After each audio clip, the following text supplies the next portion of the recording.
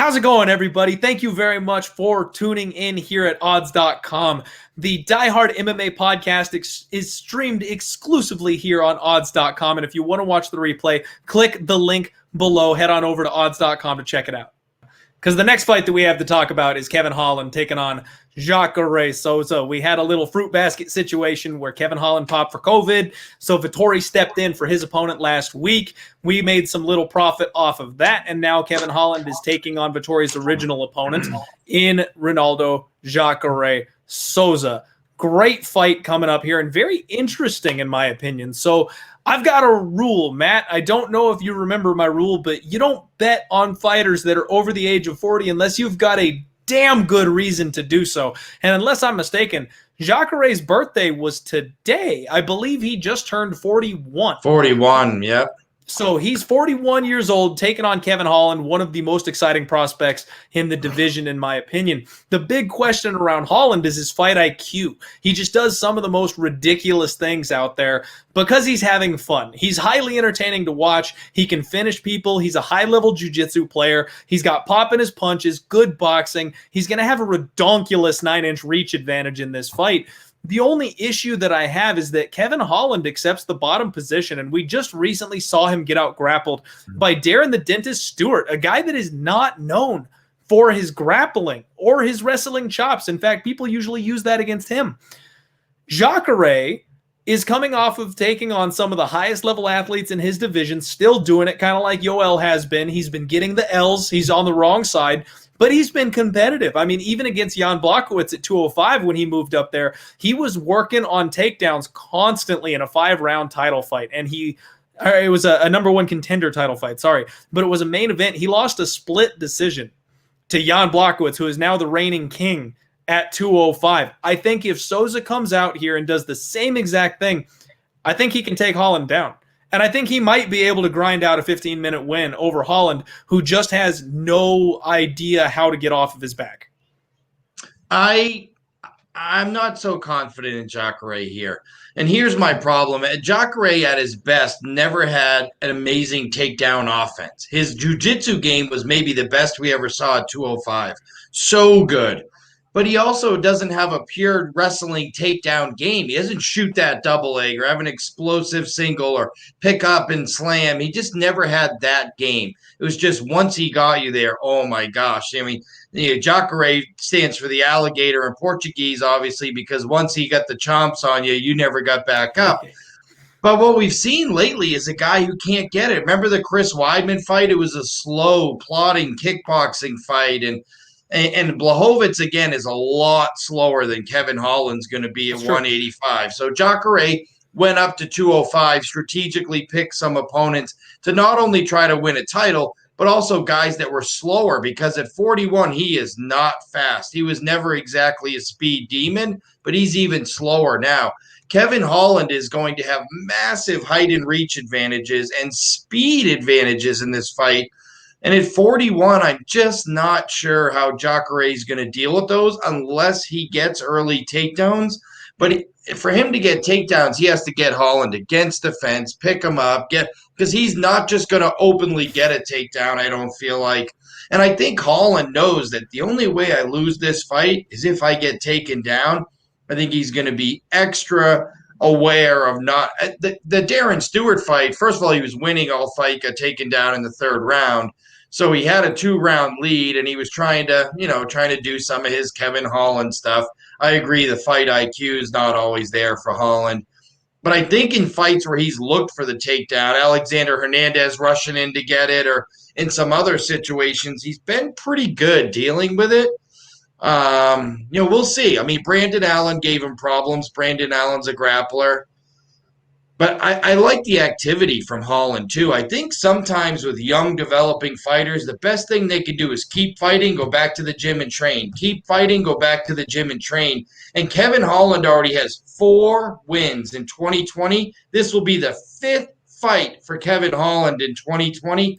Just that activity alone. And some guys, that's when you're at your best. You're fighting, you're training. You're training, you're fighting. You don't have time for distractions. You don't have time to get off track, and maybe that's what Kevin Holland needs, because you're right, his fight IQ isn't the best, but his activity level right now is just unbelievable. For me, it's Holland or pass here, and I already bet Holland once at -130, and I'm considering doing it again. I think Jacare's done. I love him too. I mean, he's one of those guys everybody loves. I love the way he changed himself late in his career. Hey, I'm too old to explosively get takedowns, so I'm going to knock you out, Chris Weidman. Awesome. But he was losing that fight. He was Yeah. getting outstruck for 2 straight rounds on his feet to Chris Weidman and then got that late knockout. But that's not his game. Jacare in his prime was get you down and wrap you up in some submission that you didn't want to be in. Good for him for reinventing himself a little bit. But if this fight plays out 3 rounds on its feet, Jacare has very little chance of winning. I can definitely see the point, and this is a spot where I'm not necessarily looking to bet on Jacare because, like I said, my rule, you don't bet on fighters over the age of 40 unless you got a damn good reason, and I don't have a damn good reason besides the sketchy takedown defense of Kevin Holland. So this is probably going to end up being a pass for me, but I can see a clear path to victory for Jacare, so that's going to keep me off of Kevin Holland. I think what I would look for is maybe an over in this spot because the one thing that Jacare has been in the tailing twilight of his career is he's still durable. He doesn't go down unless he takes an absolute beating, and if he does mix in the takedowns like I think he will, I think he's good enough at jiu-jitsu that Holland is not going to be able to submit him. And we know Holland can put people down on the feet. That's absolutely true. But Jacare is a tank, and he keeps himself safe. He has a high guard, and he's got good, sound defensive striking. I think he'll be able to basically take what Holland puts out, tie him up, press him against the fence, maybe take it to the ground, get back up, rinse and repeat. I think this one goes over. I'd be looking more at Holland by decision or the over 2.5 if I was going to make a play on this one, but I might steer completely clear. I don't hate Kevin Holland by decision.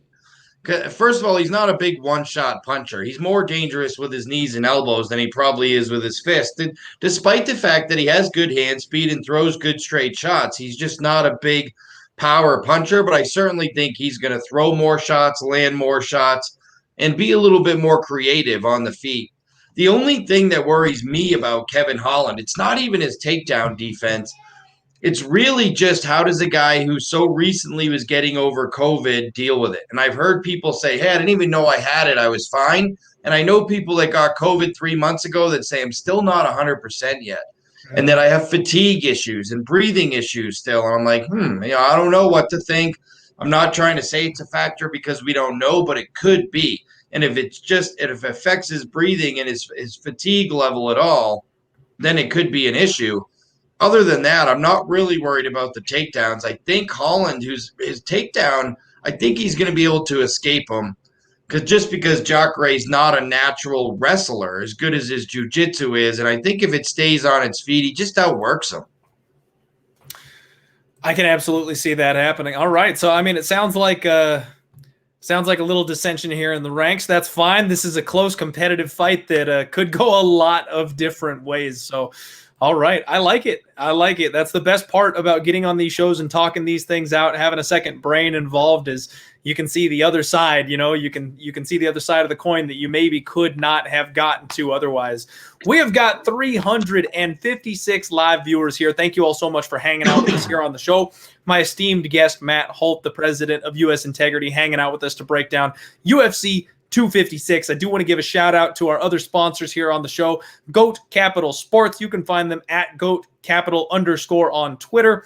They do a handicapping service, $9.99 monthly for all the other sports out there. College basketball, football, baseball, all the stuff that I can't help you with whatsoever. My football pick for this evening was Antonio Gibson, touchdown anytime, and he went out with an injury on the very first play of the game. So don't trust me on any sport besides mixed martial arts. So moving right along, we're getting to the top end of the card here. Unfortunately, it's going to be a bit of a short evening because of all these COVID cancellations. So